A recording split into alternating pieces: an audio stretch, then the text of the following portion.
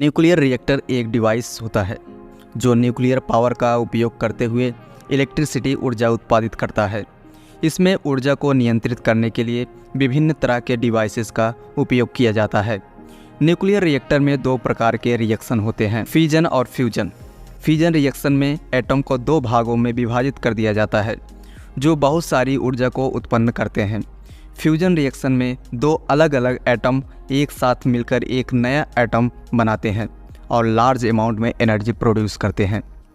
Nuclear reactor का प्रयोग electric power के लिए किया जाता है। यह ऊर्जा बिजली उत्पादन के लिए उपयोग की जाती है। इसके अलावा न्यूक्लियर रिएक्टर से मेडिकल इमेजिंग, संशोधन और सैन्य उपयोग के लिए भी उपयोग किया जाता है। न्यूक्लियर रिएक्टरों के प्रयोग से काफ़ी सारी समस्याओं का समाधान किया जा सकता है, जैसे कि प्राकृतिक आपदाओं से बचाव, एनर्जी स्टोर करना। हालांकि न्यूक्लियर रिएक्टरों के प्रयोग से नुकसान भी हो सकता है, जैसे कि विस्फोट होना, रेडिएशन का खतरा और अन्य समस्याएं। इसलिए न्यूक्लियर रिएक्टरों के प्रयोग को समझना और संभालना बहुत महत्वपूर्ण है। इसके साथ ही सुरक्षा के मामलों पर भी ध्यान देना चाहिए ताकि किसी भी हादसे का सामना ना करना पड़े। न्यूक्लियर रिएक्शन जो रिएक्टर में होती है आमतौर पर फिजन रिएक्शन होती है, जिसमें एक एटम के न्यूक्लियस को दो छोटे न्यूक्लियाई में बांट दिया जाता है। इस प्रोसेस से हीट के रूप में बहुत सारा एनर्जी मुक्त होता है।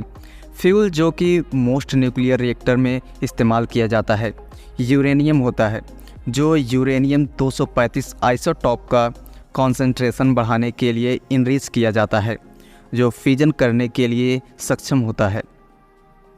न्यूक्लियर रिएक्टर का कोर फ्यूल और कंट्रोल रॉड को कंटेन करता है, जो बोरोन या कैडमियम जैसे मटेरियल से बने होते हैं, जो न्यूट्रॉन को एब्जॉर्ब करते हैं।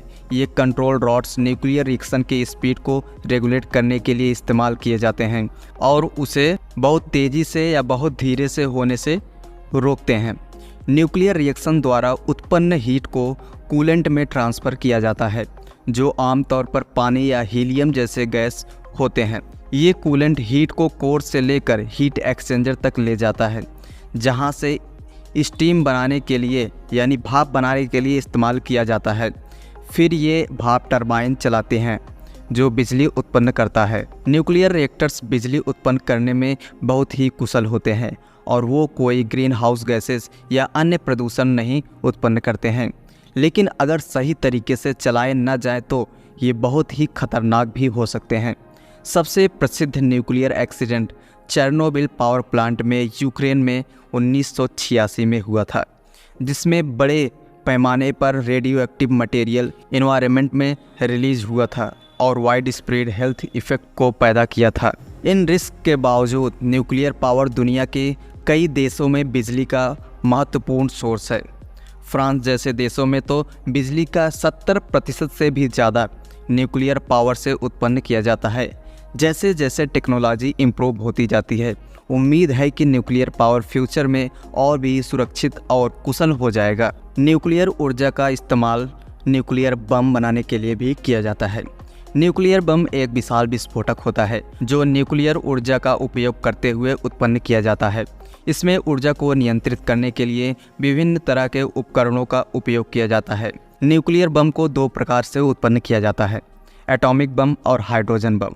एटॉमिक बम में अणु को दो भागों में विभाजित कर दिया जाता है जो बहुत सारी ऊर्जा को उत्पन्न करते हैं।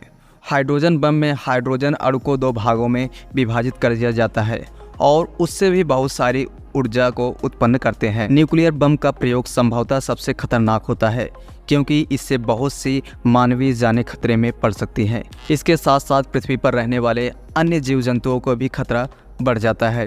इसलिए सुरक्षा के मामलों पर ध्यान देना बहुत महत्वपूर्ण है और इसका प्रयोग केवल ज़रूरत के समय में ही किया जाना चाहिए। यदि आप हमारे चैनल पर नए हैं तो हमारे चैनल यूनिवर्सल फैक्ट डिटेक्टर को सब्सक्राइब करें।